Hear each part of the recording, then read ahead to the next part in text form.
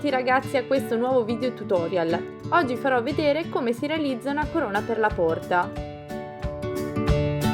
L'occorrente che ci servirà è un ramo di bacche, degli elementi che possono seccare, una liana che servirà per realizzare la base e infine una forbice e del fil di ferro.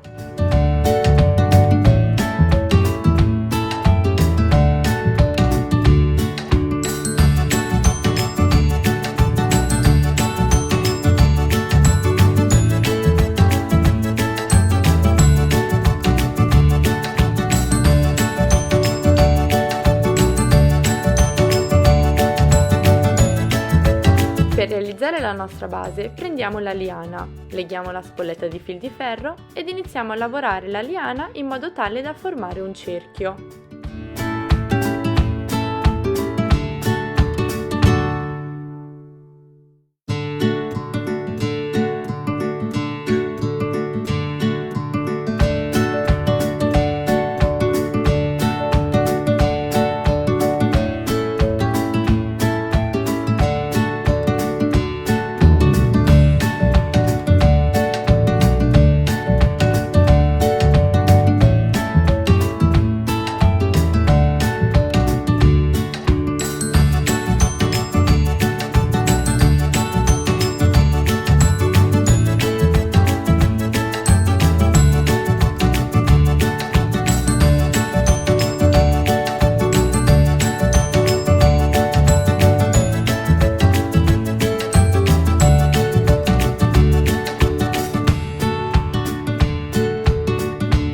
Una volta fatta la base, possiamo iniziare a decorarla con gli elementi floreali. Sempre utilizzando la nostra spolletta di fil di ferro, andiamo a fissare il tutto.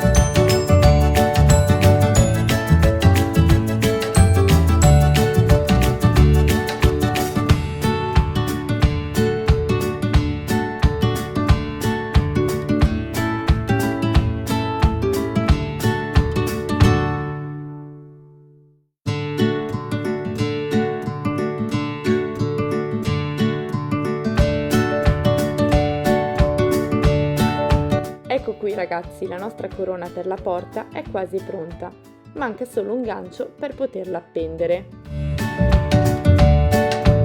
Per realizzare il gancio è semplicissimo, basta prendere un pezzo di spago e legarlo alla base.